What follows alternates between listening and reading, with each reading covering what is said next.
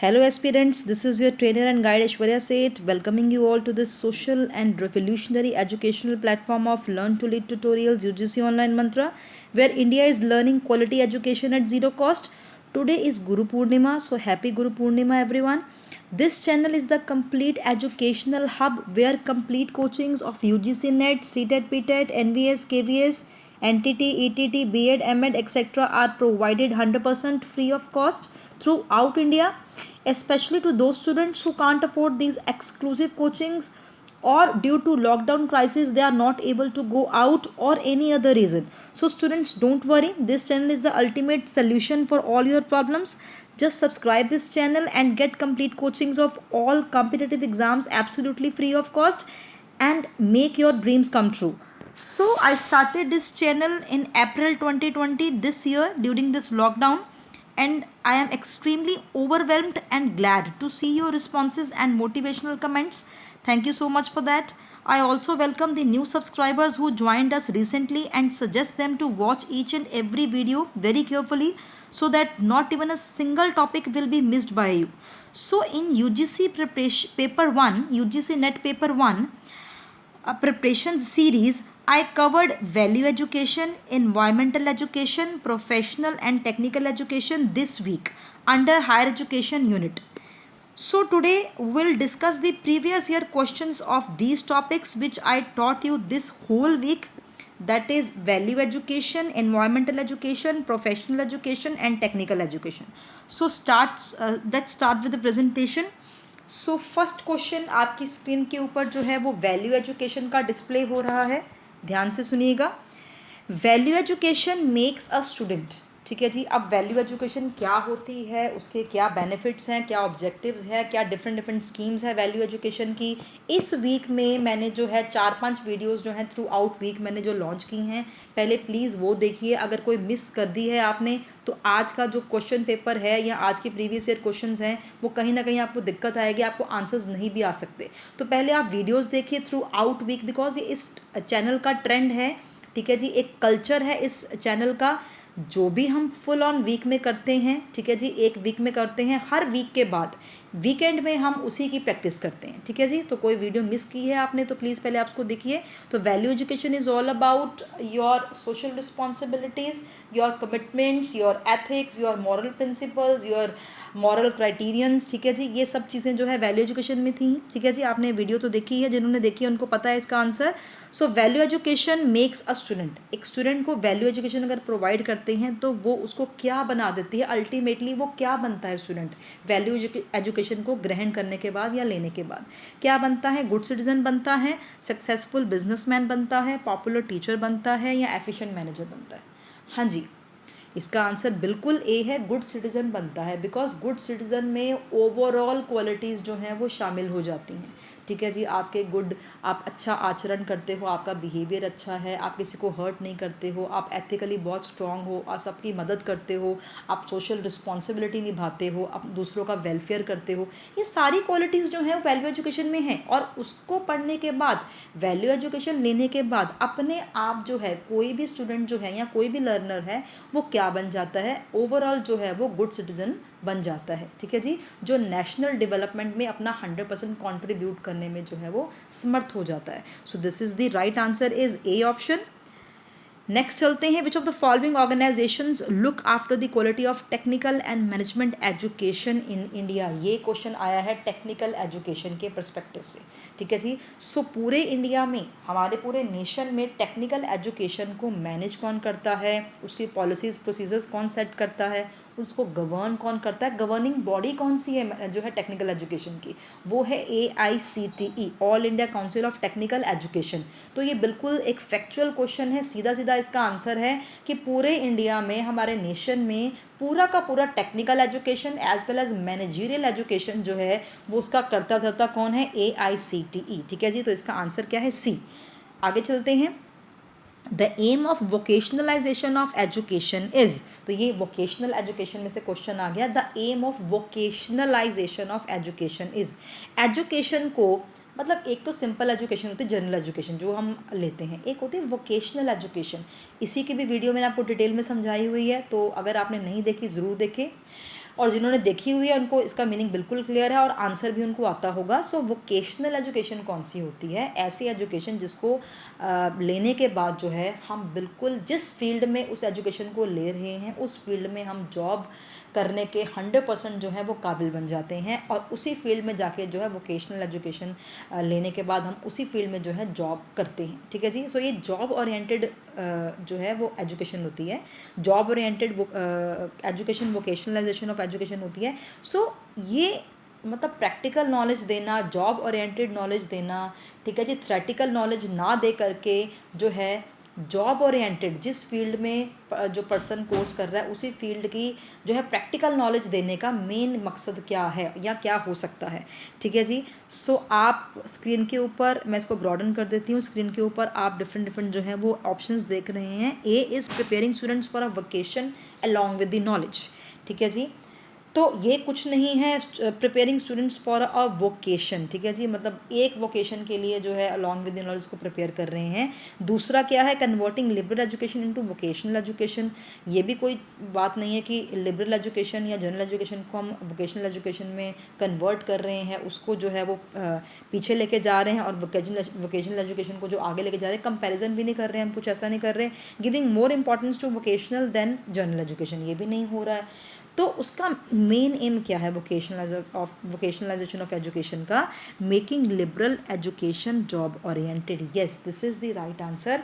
Making liberal education job oriented मतलब जो education students को देनी है, ठीक है जी, वो ज़्यादा से ज़्यादा हम उनको प्रैक्टिकल बनाकर, मतलब प्रोजेक्ट्स के थ्रू, प्रैक्टिकलिटीज़ के थ्रू, हैंड्स ऑन प्रैक्टिस के थ्रू, ठीक है जी, एक्सपेरिमेंट्स के थ्रू प्रैक्टिकल ट्रेनिंग देके करें, ना कि सिर्फ जो है थ्योरी पढ़ाई जाए। तो थ्योरी से जो है वो हाथ नहीं खुलता, थ्योरी से जो है उसका जो है जॉब का टेक्निकल एस्पेक्ट्स जो हैं वो समझ नहीं आते। सिर्फ थ्योरी में क्या होता है, सिर्फ हमें थ्योरेटिकल नॉलेज मिलती है, प्रैक्टिकल नॉलेज नहीं मिलती। तो उसका एम क्या है? हमारी वोकेशनलाइजेशन ऑफ एजुकेशन का मेन एम है कि जो लिबरल एजुकेशन है उसको क्या कर दें, हम डाइवर्ट कर दें, उसको जो है जॉब ओरिएंटेड जो है उसको बना दें। So D answer is the right answer, making liberal education totally job oriented. ठीक है जी, कि जिस कोर्स में जो पर्सन जो कोर्स कर रहा है उस कोर्स में उसको 100% जो है वो जॉब ओरिएंटेड की, आगे जाके उसने कैसे कैसे काम करना है उसी फील्ड में, ठीक है, उसकी 100% जो है जॉब रिलेटेड नॉलेज 100% उसको दे दी जाए, तभी वो प्रैक्टिकलिटी में जॉब कर पाएगा। अदरवाइज थ्योरेटिकल कंसेप्ट तो जॉब को करने में इतने कारगर नहीं रहते हैं। ठीक है जी। नेक्स्ट चलते हैं। The best way for providing value education is through, हाँ जी, फिर से वैल्यू एजुकेशन का जो है वो क्वेश्चन आ गया। The best way for providing value education is through, हाँ जी, वैल्यू एजुकेशन इम्पार्ट करने के लिए या प्रोवाइड करने के लिए सबसे, ये 4 ऑप्शन है, सबसे बेस्ट तरीका कौन सा है, मेथोडोलॉजी कौन सी है वैल्यू एजुकेशन को इम्पार्ट करने के लिए? ठीक है जी, सिर्फ डिस्कशन करना, डिस्कशन ऑन स्क्रिप्चुअल टेक्स्ट, इससे वैल्यू एजुकेशन जो 100% बेस्ट वे से इम्पार्ट की जा सकती है, या लेक्चर कोर्सेज ऑन वैल्यूज़, या सेमिनार्स या सिम्पोजियम्स ऑन वैल्यूज़, या फिर mentoring reflecting sessions on values, mentoring reflective sessions on values. इसका बहुत ही अप्रोप्रिएट्स, आपको सारे ही आंसर्स जो हैं वो करेक्ट लग रहे होंगे, लेकिन मोस्ट अप्रोप्रिएट आंसर जो है, आप सारे के सारे सिलेक्ट तो कर नहीं सकते, यहाँ पे ऑल ऑफ दीज ऑप्शन नहीं आया हुआ। यहाँ पे क्या है, आपको इंडिविजुअली एक बेस्ट ऑप्शन जो है वो चूज़ करनी है, सिलेक्ट करनी है, जिससे कि हम ज़्यादा से ज़्यादा, बहुत ज़्यादा फुलेस्ट जो है, फुलेस्ट मोड पे जाकर जो है वैल्यू एजुकेशन को बेस्ट मेथड से इम्पार्ट कर सके। तो इन सारे मेथड्स अगर हम एनालिसिस करें, सारे मेथड्स में सबसे बेस्ट मेथड निकल करके आ रहा है mentoring and reflective sessions on the values. Reflective session मतलब होता है जो भी, जैसे टीचर है वो एक मेंटर है, वो इंस्पायरर है, वो जो वैल्यूज़ इनकलकेट करने की कोशिश कर रहा है स्टूडेंट्स में, वही वैल्यूज़ वो पहले अपने आप खुद में लेकर के आए। ठीक है जी, उसको उसकी पर्सनैलिटी में वो वैल्यूज़ रिफ्लेक्ट होनी चाहिए, उसकी पर्सनैलिटी में वो वैल्यूज़ रिफ्लेक्ट होंगी, तभी जो है स्टूडेंट्स उसको अपना रोल मॉडल समझ के, उसको आइडियल समझ के, या उसको अपना मेंटर समझ के उसी टीचर के जो हैं गुण हैं या जो वैल्यूज़ हैं वो अपनाएंगे। ठीक है जी, उसको देख करके जो है उन वैल्यूज़ को जो है वो इख्तियार करेंगे। तो ये सब चीज़ें क्या हैं, बेस्ट मेथड क्या है, reflective sessions on value education. ठीक है जी, चलिए नेक्स्ट करते हैं। Which of the following are the objective of RUSA, that is Rashtriya Uchchatar शिक्षा अभियान। ये राष्ट्रीय है, राष्ट्रीय में के की जगह आर आएगा, ये थोड़ी सी प्रिंटिंग मिस्टेक हो गई है। Which of the following are the objectives of Rashtriya, ठीक है जी, के की जगह आर आएगा, राष्ट्रीय उच्चतर शिक्षा अभियान रूसा का के जो ये ऑप्शंस दी हुई हैं 4 ऑप्शंस हैं, उसमें से रूसा के कौन कौन से मेन ऑब्जेक्टिव जो हैं वो हैं, ठीक है जी, वो सिलेक्ट करने हैं। Select the correct answer from the codes given below. अब जो कोड्स दिए हुए हैं आपको, ठीक है जी, आपको क्वेश्चंस भी ऐसे ही आते हैं यूजीसी पे, ठीक है जी, कॉम्पिटिटिव एग्जाम्स में आपको ऐसे ही जो है कोड्स दिए जाते हैं कि ABC या BCD या ACD, ठीक है जी, इस तरह से। तो आपको ये देखना है कौन सा है, इसमें से कौन से कोड्स जो आपने सिलेक्ट करने हैं। तो चलिए ए देखते हैं, to improve the overall quality of state institutions. Okay, yes, बिल्कुल, ये उसका, जैसे मैंने आपको वो डिफरेंट डिफरेंट स्कीम्स पढ़ाई थी ना, अगर आपने वो डिफरेंट स्कीम्स या रेगुलेशंस की वीडियो अभी तक नहीं देखी है हायर एजुकेशन में, तो आप प्लीज़ उसको पहले देखें, और जिन्होंने देखी है उनको ये आंसर आता होगा, ठीक है जी। डिटेल में मैंने समझाया था रूसा भी। तो चलिए उसके ऑब्जेक्टिव्स छांटते हैं, स्क्रूटिनाइज करते हैं कौन कौन से हैं। ए तो है, ए फर्स्ट है। बी देखते हैं, to ensure adequate availability of quality faculty. Yes, faculty में भी इम्प्रूवमेंट लेके आना उसका जो है मेन मकसद है, मेन मोटिव है। C option is to create new institutions through upgradation of existing autonomous colleges. Yes, तो ये ए और बी और सी तीनों के तीनों उसके जो है फोकस पॉइंट्स हैं, किसके, रूसा के, मतलब मेन ऑब्जेक्टिव्स में शामिल हैं। डी देखते हैं, टू डाउनग्रेड, ये नेगेटिव वर्ड पहले ही आ गया, अपग्रेड नहीं लिखा हुआ यहाँ पे, डाउनग्रेड, तो आगे पढ़ने की ज़रूरत भी नहीं है। हमारे पास इतना टाइम भी नहीं होता कि हम पेपर में एक एक चीज़ बहुत ही डेप्थ जाके पढ़ें और उसको समझ करके आंसर दें। फिर तो एक क्वेश्चन पे 2-2 3-3 मिनट भी लग जाते हैं, जबकि हमें यूजीसी में ज़्यादा से ज़्यादा 1-1.5 मिनट में, मैक्सिमम से मैक्सिमम 1-1.5 मिनट में एक क्वेश्चन सॉल्व करना होता है। तो जहाँ पे आपको शुरुआत में ही नेगेटिव वर्ड मिल गया तो आगे पढ़ने की ज़रूरत ही नहीं होती है, ठीक है जी। तो यही एक ट्रिक्स होते हैं।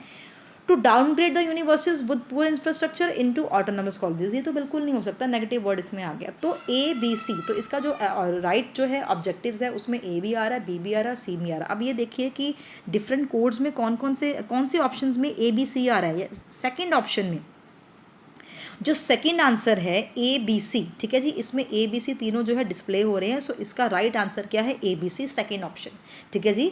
सो नेक्स्ट चलते हैं। The aim of value education is to inculcate in students is. अब वैल्यू एजुकेशन में या मॉरल एजुकेशन में बहुत सारे जो है वो क्वेश्चंस, जब से ये नए कंसेप्ट हैं, वैल्यू एजुकेशन, ठीक है जी, environmental education, professional education, technical education, ये सारे जो मैंने इस वीक कराए हैं ना हायर एजुकेशन में, ये सारे अपग्रेडेड सिलेबस के अपग्रेडेड टॉपिक्स हैं जो रिसेंटली ऐड ऑन हुए हैं पिछले कोई 1.5-2 सालों से। तो जब से ये ऐड ऑन हुए हैं, जब से ये अपग्रेड हुए हैं सिलेबस में, इनका क्वेश्चन तो हर अटेम्प्ट में आता है, ठीक है। और पिछले प्रीवियस ईयर क्वेश्चंस हैं ये जो मैं आपके लिए क्रक्स में लेके आई हूँ, और ज़्यादातर उन्होंने वैल्यू एजुकेशन पे क्वेश्चंस पूछे हुए हैं, ठीक है जी। तो चलिए देखते हैं। The aim of value education to inculcate in students is. अब वैल्यू एजुकेशन का क्या एम है कि वो स्टूडेंट्स में क्या इनकलकेट करता है, स्टूडेंट्स में क्या जो है वो डालता है वैल्यू एजुकेशन के थ्रू। हाँ जी, मॉरल वैल्यूज़ इनकलकेट करता है, सोशल वैल्यूज़ करता है, पोलिटिकल वैल्यूज़ करता है, या इकोनॉमिक वैल्यू करता है। ये बिल्कुल राइट आंसर है। बहुत ही सिंपल सा क्वेश्चन है कि वैल्यू एजुकेशन में मॉरल वैल्यूज़ जो हैं वो इनकलकेट करके स्टूडेंट्स में वो जाती हैं, ठीक है जी। सो वैल्यू एजुकेशन जो है वो मॉरल वैल्यूज़ को स्टूडेंट्स के माइंड में इनकलकेट करता है ताकि वो उसी को फॉलो करें। सो इसका right answer is moral values is inculcated through the value educational concept.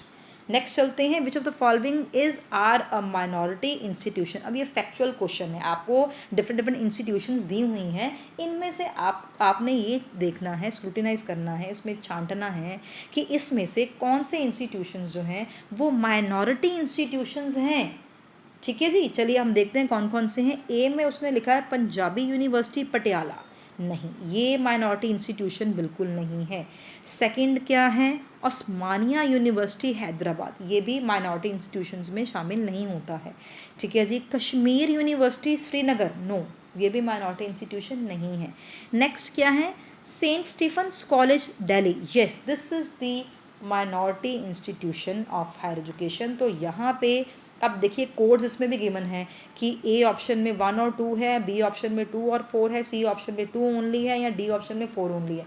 तो अगर 2 ऑप्शंस होती या 4 ऑप्शंस होते तो उसके कोड्स अलग अलग बन जाते हैं ना, लेकिन इसमें क्या है, सिर्फ एक ही ऑप्शन जा रही है कि बाकी first second third Punjabi University, Osmania University, Kashmir University, ये माइनॉरिटी इंस्टीट्यूशंस नहीं हैं, तो ये आंसर में नहीं आएंगे। तो आंसर में सिर्फ और सिर्फ फोर्थ ऑप्शन जाएगी, जो कि डी ऑप्शन में जो है डिस्प्ले हो रही है, fourth only. So this is the right answer, D option is the right answer, that St Stephen College Delhi is the minority institutes. तो ये कई बार फैक्चुअल क्वेश्चन भी आ जाते हैं, ठीक है जी। तो अगला भी ये देखिए स्क्रीन के ऊपर, ये भी फैक्चुअल क्वेश्चन ही है कि साउथ एशिया यूनिवर्सिटी जो है वो कहाँ, कौन सी शहर में जो है वो स्थित है। साउथ एशिया यूनिवर्सिटी कौन से शहर में सिचुएटेड है, कोलंबो में, ढाका में, काठमांडू में या न्यू दिल्ली में। इसका राइट आंसर है न्यू दिल्ली में, ठीक है जी। So South Asia University New Delhi में एस्टैब्लिश्ड है, सिचुएटेड है। नेक्स्ट चलते हैं, which of the following organisations deal with the capacity building programmes on educational planning. हाँ जी, आपने regulatory framework of higher education की वीडियो देखी है मेरी, जिन्होंने देखी उसको ये आंसर आता होगा, ठीक है जी। मैंने regulatory framework of higher education, उसके 2 पार्ट्स बनाए हैं, पार्ट 1 पार्ट 2, ठीक है जी। दोनों पार्ट्स देखिए, उसमें आपको यूजीसी का, एनसीटीई का, एनसीईआरटी का, ठीक है जी, नैक का, एनबीए का, मतलब जितनी भी रेगुलेटरी बॉडीज़ हैं, जितना भी रेगुलेटरी फ्रेमवर्क है, डिफरेंट पूरी की पूरी मैंने टोटल इंस्टीट्यूशन उसमें कवर की हैं, ठीक है जी, इन डिटेल। ऐसे थोड़ा थोड़ा नहीं कवर किया, इन डिटेल कवर की हैं, each and everything is available, ठीक है। तो अब देखिए इसका आंसर क्या होगा, कैपेसिटी बिल्डिंग प्रोग्राम जो है ऑन एजुकेशनल प्लानिंग, ठीक है जी, इनमें से कौन से इंस्टीट्यूशन उसमें डील करती है। एनसीईआरटी डील करती है, नैक डील करती है, यूजीसी डील करती है, या फिर न्यूपा डील करती है। हाँ जी, जिसने वीडियो देखी है उसको बिल्कुल क्लियर आंसर दिख रहा होगा। हाँ जी, इसका राइट आंसर है NUEPA, yes, National University of Educational Planning and administration.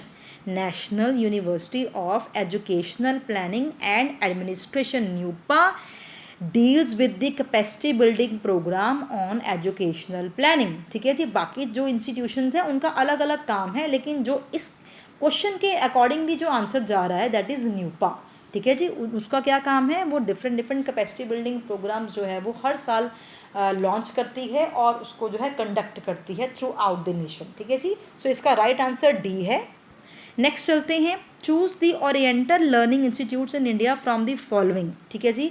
अब आपका ये फिर से ऑप्शंस आ रही हैं, वो कहते हैं इसमें ओरिएंटल लर्निंग इंस्टीट्यूट्स, ये जो oriental conventional non conventional learning institutes in India मैंने इस वीक में कैप्चर नहीं किए, तो जो है लास्ट वीक में कैप्चर किए थे, ठीक है जी। लेकिन उसका एक क्वेश्चन बहुत ही इम्पॉर्टेंट जो है वो अनकवर्ड रह गया था, ठीक है जी, इसलिए मैं इस वीडियो में उसको डाला है। Oriental education conventional non conventional की भी वीडियोस देखिए, वो इस वीक नहीं करी हैं, बिल्कुल इसके लास्ट वीक करी हैं, ठीक है जी।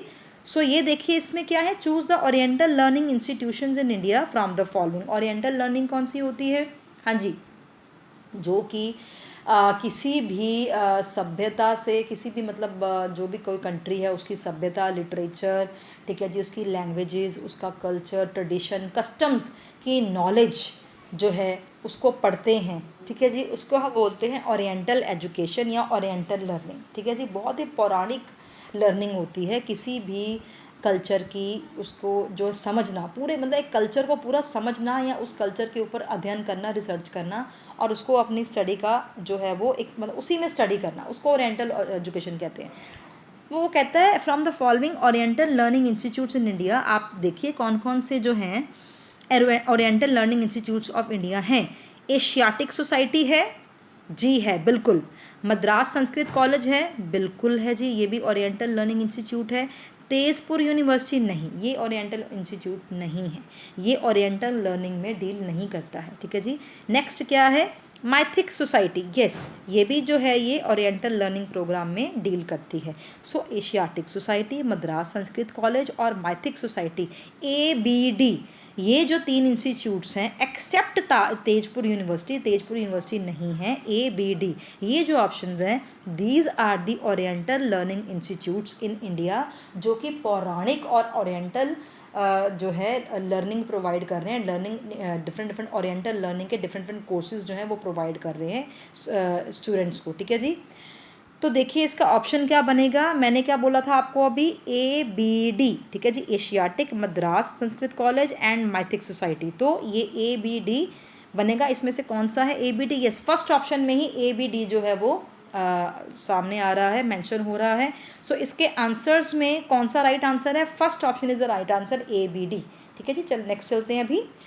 Identify the form of education having high potential for providing optimism, self-esteem, and commitment to personal fulfillments, ethical judgments, and social responsibility from the following। ठीक है जी, अब मैं आपको बताती हूँ, आपसे वो पूछ क्या रहे हैं कि ये जो इंग्रेडिएंट्स हैं कौन कौन से, जो है पॉजिटिव, सॉरी, ये जो इंग्रेडिएंट्स हैं कौन कौन से, optimism, self esteem, commitment to personal fulfilment, ethical judgement, social responsibility, ये 5 इंग्रेडिएंट्स कौन से एजुकेशन सिस्टम में या कौन सी फॉर्म ऑफ एजुकेशन में सिखाए जाते हैं। सिंपल सा क्वेश्चन है।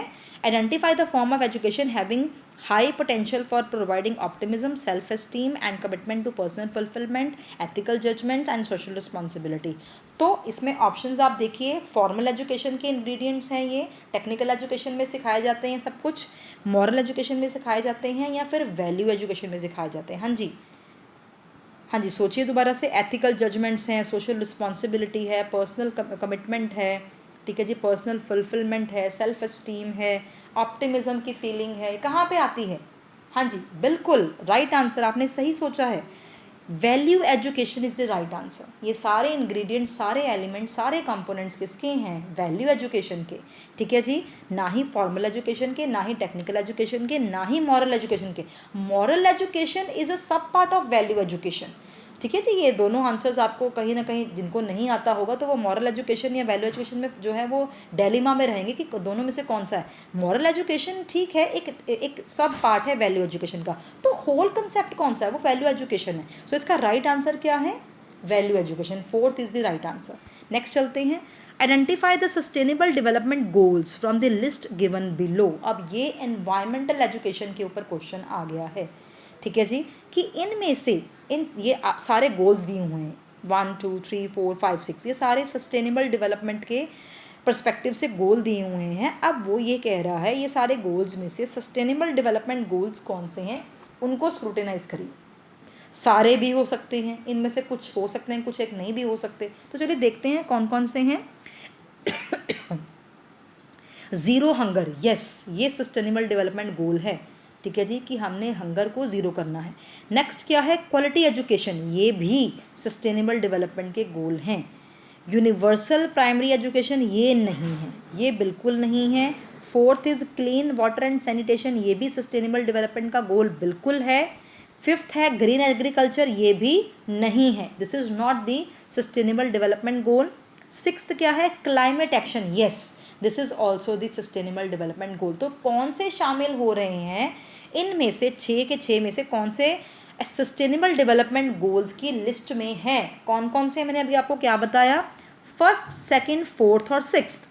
1st, 2nd, 4th and 6th, zero hunger, quality education, clean water and sanitation, climate action.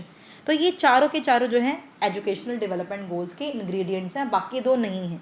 ठीक है जी, तो देखिए आंसर में क्या है। हाँ जी, मैंने आपको क्या बोला था?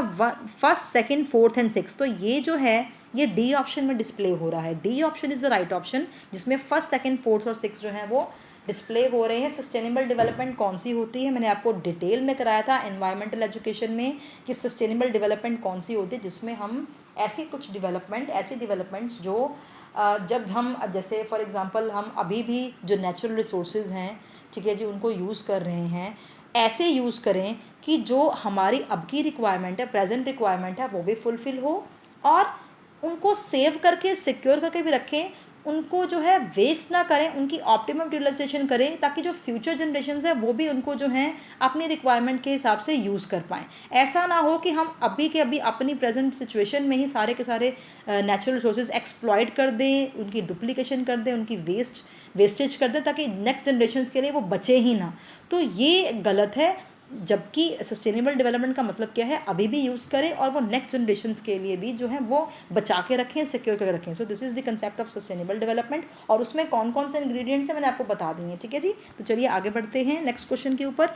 इन which category Cochin International Airport has been conferred the UN's Champion of the Earth award. हाँ जी, ये भी एनवायरमेंटल एजुकेशन से ही क्वेश्चन आया हुआ है कि अर्थ अवार्ड जो है, मतलब that is the UN champion of earth award, ठीक है जी, वो कोचीन इंटरनेशनल एयरपोर्ट को मिला था। लेकिन कौन सी कैटेगरी के लिए मिला था, किस कैटेगरी में उसको UN champion of the Earth award मिला था, किसको, कोचीन इंटरनेशनल एयरपोर्ट को। हाँ जी, अब आपको ऑप्शंस दिए गए हैं। फर्स्ट इज़ पॉलिसी लीडरशिप की कैटेगरी में, एंटरप्रेन्योरियल विजन की कैटेगरी में, साइंस एंड इनोवेशन की कैटेगरी में, या फिर इंस्पिरेशन एंड एक्शन की कैटेगरी में। हाँ जी, ये फैक्चुअल क्वेश्चन है और ये 2 दिसंबर 2019 के शिफ्ट में आया हुआ, मतलब साथ साथ में मैंने शिफ्ट्स भी डिफाइन की हुई हैं। तो ये हाँ जी, कुछ आया आपके माइंड में? चलिए मैं आपको बता देती हूँ, फैक्चुअल क्वेश्चन है। इसका राइट आंसर है एंटरप्रेन्योरियल विजन। एंटरप्रेन्योरियल मतलब सेकंड ऑप्शन जो आप स्क्रीन के ऊपर देख रहे हैं, एंटरप्रेन्योरियल विजन की कैटेगरी में Cochin International Airport has been confirmed the UN championship of the Earth award, ठीक है जी। सो उसका राइट आंसर क्या है, एंटरप्रेन्योरियल विजन की कैटेगरी में उसको ये अवार्ड मिला था, ठीक है जी। तो चलिए नेक्स्ट चलते हैं। When deciding on your professional, अब ये प्रोफेशनल एजुकेशन के ऊपर क्वेश्चन आ गया। प्रोफेशनल एजुकेशन का भी टॉपिक मैंने डिटेल में कराया हुआ इसी वीक में, तो चलिए देखते हैं क्या इसका आंसर हो सकता है। When deciding on your professional development goals as an educator, it is important to remember that defining your goals is, ठीक है जी, dash, defining your goals is dash, choose the best option. तो देखिए आपको कौन कौन सी ऑप्शंस दी हुई हैं, 4 ऑप्शंस दी हुई हैं। So it is a process, difficult, brainstorming activity, या something you must do in within 30 minutes. दोबारा से क्वेश्चन पढ़ते हैं, ये ऑप्शन मैंने आपको बोल दी, प्रोसेस है, डिफ़िकल्ट है, ब्रेनस्टॉर्मिंग एक्टिविटी है, या ऐसा कुछ है कि जो आपको 30 मिनट्स में करना है। क्वेश्चन क्या है, when deciding on your professional development goals as an educator, ठीक है जी, जब आप प्रोफेशनल डेवलपमेंट गोल्स अपने जो है बनाते हैं एज एन एजुकेटर, ठीक है जी, it is important to remember, क्या आपको याद रखना है, that defining your goals is, तो इसका राइट आंसर क्या है, अ प्रोसेस, बिल्कुल सही, A option is the right option. It is important to remember that defining your goals is a process, मतलब आपने, ठीक है, एक टाइम पे एक गोल उसको आपने बना लिया, उसको अचीव करने के बाद नेक्स्ट गोल के ऊपर चले जाना है, उसको अचीव कर लिया, उसके बाद फिर नेक्स्ट गोल के ऊपर, तो ये एक प्रोसेस है, ठीक है जी। एक गोल को अचीव कर लिया, उसके बाद हाथ पे हाथ धर के बैठ नहीं गए। लाइफ ये जो है, लाइफ थ्रू आउट लाइफ जो है, आपको as a professional development goals जो है अपने सेट करने हैं और उनको एक प्रोसेस की तरह लेना है, ठीक है जी। एक शॉर्ट टर्म एक्टिविटी की तरह नहीं लेना है, या डिफ़िकल्ट की तरह, मतलब बहुत डिफ़िकल्ट है ये बनाना, ऐसे नहीं लेना है। मतलब आपको जो है वो नेगेटिव थिंकिंग नहीं रखनी है, पॉजिटिव थिंकिंग रखनी है। और एज अ प्रोफेशनल जो है आपको अपने जो गोल्स हैं उसको एक प्रोसेस की तरह लेकर चलना है, ठीक है जी। So right answer is a process, ठीक है जी। नेक्स्ट चलते हैं। Next question, an institution desirous of applying for deemed to be university status must have been in existence for at least, हाँ जी, कहता है, क्वेश्चन क्या है, कहता है जिसने डीम्ड यूनिवर्सिटी स्टेटस जो है वो लेना है या डीम्ड यूनिवर्सिटी बनना है, उसको जो है पहले कितनी देर पहले जो है एग्जिस्टेंस अपनी शो करनी पड़ती है, क्या लेने के लिए, एक स्टेटस लेने के लिए, डीम्ड टू बी यूनिवर्सिटी को के टाइटल को पाने के लिए। दोबारा से पढ़ देती हूँ, an institution desirous of applying for deemed to be university status must have been in existence for at least, हाँ जी, कितने साल तक उसको पहले उसकी एग्जिस्टेंस शो करनी पड़ती है in order to apply for the status of deemed to be university, ठीक है। तो वो 5 साल एज अ वर्किंग एंटिटी होना चाहिए, 10 साल होना चाहिए, 20 साल होना चाहिए, 25 साल होना चाहिए। हाँ जी, डीम्ड यूनिवर्सिटी डिटेल में कराई है मैंने, बहुत डिटेल में कराई है, ठीक है जी। तो अब आपके माइंड में आंसर आ गया। हाँ जी, डीम्ड यूनिवर्सिटी को के स्टेटस को या टाइटल के लिए अप्लाई करने के लिए या बनने के लिए, डीम्ड यूनिवर्सिटी में आपको बनने के लिए आपके पास जो है 20 साल तक का जो है वो वर्किंग एक्सपीरियंस होना चाहिए। सो 20 years, third answer is the right answer, 20 years is the right answer, ठीक है जी। So, as an institution desirous of applying the deemed to be university status must have been existence for at least 20 years of working. उसके बाद आप apply कर सकते हैं deemed to be university के लिए, ठीक है जी। आज के लिए इतना ही। जल्दी से इस वीडियो को लाइक करें, लाइक का बटन दबाएं, ठीक है जी। एक और अनाउंसमेंट मैं कर देती हूँ कि अप्रैल 2020 में ये चैनल मैंने स्टार्ट किया था, ठीक है जी। इस चैनल पे UGC पेपर 1 में मैंने कंप्लीट टॉपिक्स कौन से करवा दिए हैं, आप ध्यान से सुन लीजिएगा। Research aptitude as per UGC syllabus बिल्कुल कंप्लीट है, अवेलेबल है इस चैनल के ऊपर। Teaching aptitude full fledge complete हो चुका है, वो भी अवेलेबल है। कम्युनिकेशन का जो टॉपिक है फुल फ्लेज कंप्लीट हो चुका है, वो भी अवेलेबल है इस चैनल के ऊपर। और ICT information and communication technology, वो भी फुल फ्लेज जो है वो कंप्लीट हो चुका है इसी चैनल के ऊपर। मतलब जब से मैंने, मतलब तकरीबन नियर अबाउट 3 मंथ्स हो चुके हैं इस चैनल को चलाए हुए। 3 मंथ्स में मैंने आपको 4 कंप्लीट टॉपिक्स करवा दिए हैं टोटल, मतलब कोई भी चीज़ छूटी नहीं है। पूरा का पूरा आपको इस चैनल के ऊपर कंप्लीट जो है टॉपिक्स मिल जाएंगे। कौन कौन से, as per the syllabus complete topics कौन कौन से मैंने भी बताए हैं। Research aptitude, teaching aptitude, communication, information and communication technology. और जो 5th चल रहा है, ठीक है जी, वो भी 80% कंप्लीट हो गया है हमारा। कौन सा, हायर एजुकेशन का। हायर एजुकेशन भी 80% कंप्लीट हो चुका है, सिर्फ 20% रह गया है। और उसको ये जो अभी नेक्स्ट वीक आएगा उसमें तकरीबन कंप्लीट हो ही जाएगा, ठीक है जी। मोस्ट प्रॉब्ली इसी वीक में, नेक्स्ट वीक में कंप्लीट हो जाएगा। तो उसके बाद 5 टॉपिक्स जो है फुल फ्लेज कंप्लीट हो जाएंगे।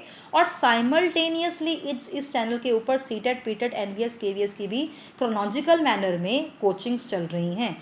प्लस क्या चल रहा है इसके साथ, अलॉन्ग विद दैट और भी बहुत कुछ चल रहा है, जैसे कि Hindi UGC paper 2, UGC Hindi paper 2 की भी सिक्वेंशली जो है वो ट्रेनिंग और वीडियोस आ रही हैं क्रोनोलॉजिकल ऑर्डर में। तो बहुत कुछ चल रहा है। एक मात्र एक एजुकेशनल हब है जिसमें सब कुछ जो है हम धीरे धीरे जो है हर महीने एक नया कोर्स लॉन्च कर रहे हैं। 3 महीने तकरीबन हुए हैं, अभी 3 महीने भी फुल फ्लेज नहीं हुए हैं। तो 3 महीने के अंदर हमने 3 कोर्स लॉन्च कर दिए हैं। UGC पेपर 1 का पूरा हम करवा रहे हैं, सीटेट, पीटेट, NVS का पूरा हम करवा रहे हैं, ठीक है जी। UGC पेपर 2 हिंदी पूरा हम जो है वो उसकी सीरीज़ चल रही है। अब हम नेक्स्ट मंथ में कुछ और नया लेकर के आएंगे। हर मंथ में एक नया कोर्स लॉन्च करेंगे, ताकि इन फ्यूचर ये जो चैनल है it will be a great educational platform for each and every student all over India, and they can learn 100% free education at zero cost. कुछ नहीं देना, सिर्फ आपने इस चैनल को सब्सक्राइब करना है और आपने फ्री एजुकेशन कंप्लीट कोर्सेज जो हैं वो लेने हैं, ठीक है जी। So stay tuned for the next video. God bless you all and bye bye for now.